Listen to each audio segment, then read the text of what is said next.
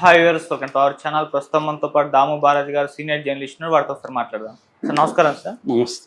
Sir మాజీ MLA YCP నేత వల్లభనేని వంశీని హైదరాబాద్లో విజయవాడ పోలీసులు అరెస్ట్ చేయడం జరిగింది. సార్ మరి ఏం జరిగింది, ఏ కేసులో వల్లభనేని వంశీని అరెస్ట్ చేశారు? అటు వైసీపీ వాళ్ళు కూడా ట్వీట్ చేస్తున్నారు, ఇది అక్రమ అరెస్ట్ అంటూ వాళ్ళ వర్షన్ చెప్తున్నారు. సార్ మరి మీరేం చెప్తారు సార్ దీనికి సంబంధించి? ఎప్పటి నుంచో అదేదో అంటారు కదా, ఎన్నాళ్ళు వేచిన ఉదయం అని. అలాగా ఎప్పటి నుంచో చెప్తున్నారు. మనమే చెప్పుకుంటాం ఇప్పటికీ. వల్లభనేని వంశీ అరెస్ట్ అని తెలుగుదేశం మీడియా అప్పుడప్పుడు వేస్తూనే ఉంది.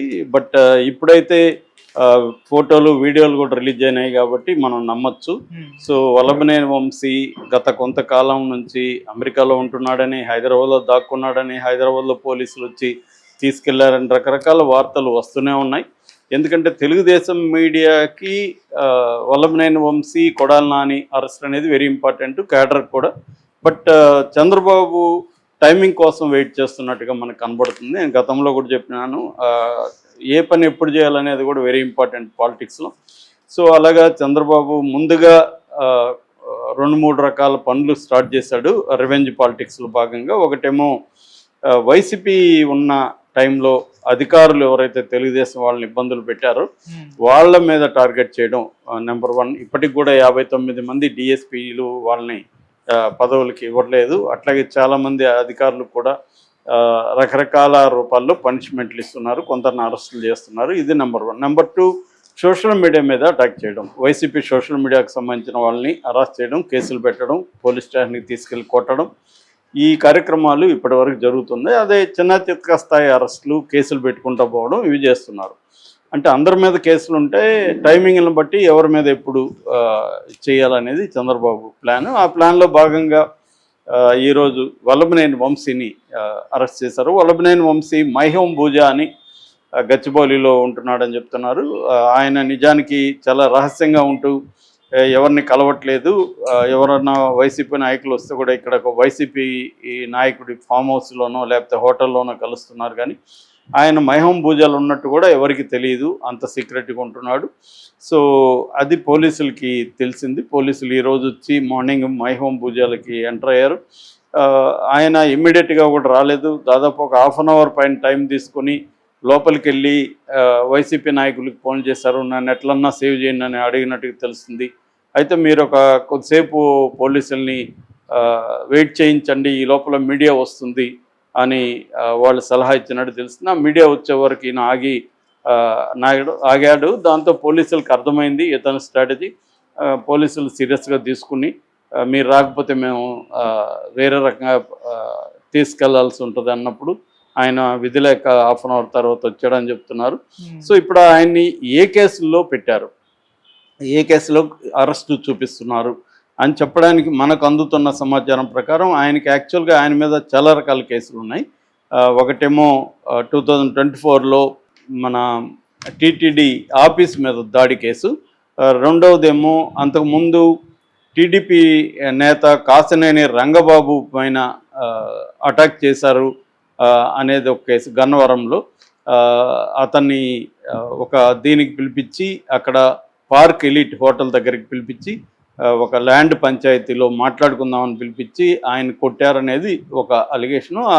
దానికి సంబంధించి కూడా ఆల్రెడీ చాలామందిని అరెస్ట్ చేశారు. శేషు అని ఇతని ఇంపార్టెంట్ రైట్ హ్యాండ్, అతను తప్పించుకొని తిరుగుతున్నాడు అని చెప్తున్నారు.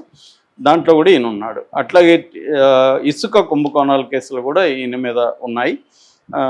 ఇది అన్నిటికంటే కూడా సీరియస్గా తీసుకునింది టీడీపీ ఆఫీస్ మీద, తెలుగుదేశం ఆఫీస్ మీద దాడికి సంబంధించి.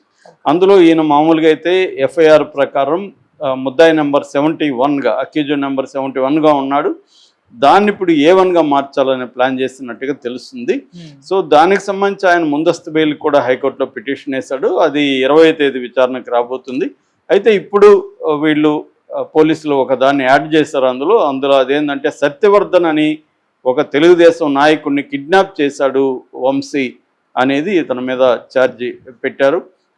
ఆ సత్యవర్ధన్ కూడా ఆ టైంలో తెలుగుదేశం ఆఫీసులో ఉండేవాడు. అతన్నప్పుడు వీళ్ళు కిడ్నాప్ చేశారని చెప్పి కిడ్నాపు, దాడి, అల్లర్లు సృష్టించడం ఈ సెక్షన్ల కింద BNS 140(1), 308, 351 bracket 3 red with 3 bracket 5 ఈ సెక్షన్ల కింద ఈయన మీద ఇప్పుడు కేసులు పెట్టినట్టు తెలిసింది. ఈయన్ని విజయవాడలో కోర్టులో ప్రొడ్యూస్ చేసి అక్కడ నుంచి రాజమండ్రి జైలుకి తరలిస్తామని చెబుతున్నారు. మామూలుగా మనం వల్లభనేని వంశీ హిస్టరీ తీసుకుంటే వల్లభనేని వంశీ గన్నవరం వాస్తవుడు. గన్నవరం గతంలో తెలుగుదేశంలోనే ఆయన చాలా స్ట్రాంగ్గా ఉన్నాడు. ముఖ్యంగా పరిటాల రవి అనుచరుడుగా అతను పైకెదిగి వచ్చాడు. అతను బాగా చదువుకున్నాడు కూడా. అగ్రికల్చరల్ పీజీ చేశాడు. దాని తర్వాత బిజినెస్ అడ్మినిస్ట్రేషన్లో పబ్లిక్ పాలసీలో అడ్వాన్స్డ్ మేనేజ్మెంట్ కోర్సు కూడా చేశాడు ఆయన. అయితే 2014లో జూనియర్ ఎన్టీఆర్ వల్లనే ఆయనకి సీట్ వచ్చిందని కూడా అప్పుడు చెబుతారు. ఎందుకంటే ఈయన సినిమా ప్రొడ్యూసర్ కూడా. 2009లో పున్నమనాగ అని ఒక సినిమా తీశాడు. పున్నమనాగ అంటే కోదండరామరెడ్డి డైరెక్షను, ముమైత్ ఖాన్ హీరోయిన్గా వచ్చిన సినిమా. దాని తర్వాత అదుర్స్ 2010లో, దాని తర్వాత టచ్ చేసి చూడు 2018లో, ఈ 3 సినిమాలకి ఆయన ప్రొడ్యూసర్గా కూడా వ్యవహరించాడు. సో జూనియర్ ఎన్టీఆర్ బాగా క్లోజ్ అయిన. జూనియర్ ఎన్టీఆర్ రికమెండేషన్తో అప్పట్లో 2014లో ఈయనకి చంద్రబాబు సీట్ ఇచ్చాడు. అక్కడ మంచిగా గెలిచాడు ఈయన. దాదాపు 9,000 ఓట్ల పైన తేడాతో గెలిచాడు అప్పుడు.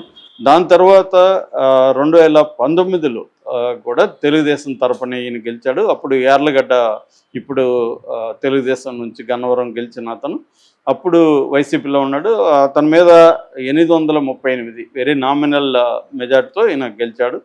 అయితే గెలిచిన తర్వాత ఈయనకి తెలుగుదేశంలో ఉన్న నాయకుల మధ్య గ్యాప్ రావడంతో జగన్ వైపు షిఫ్ట్ అయ్యాడు. అక్కడి నుంచి తన లాయల్టీని ప్రూవ్ చేసుకునే దానికి ఈయన ముఖ్యంగా పర్సనల్ అటాక్స్ స్టార్ట్ చేయడం అనేది అప్పట్లో సంచలనం కలిగించింది. ముఖ్యంగా లోకేష్ పుట్టుక గురించి, భువనేశ్వరి మీద చాలా నీచంగా మాట్లాడడం అవన్నీ అందరికి తెలుసు.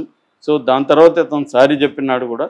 అయినా కూడా దానివల్ల ఏంటంటే మొత్తం తెలుగుదేశం కేడర్లో కానీ అభిమానులు, పైగా ఇతను ఏంటంటే సామాజిక వర్గం కమ్మ సామాజిక వర్గం కాబట్టి ఇంకా కోపం, మన కమ్మ సామాజిక వర్గంలో ఉండి మనల్ని ఇంత నీచంగా మాట్లాడతాడా అన్న కోపం ఇతని మీద కానీ నాని మీద కానీ ఈ తెలుగుదేశం వాళ్ళకి చాలా ఎక్కువ ఉంది.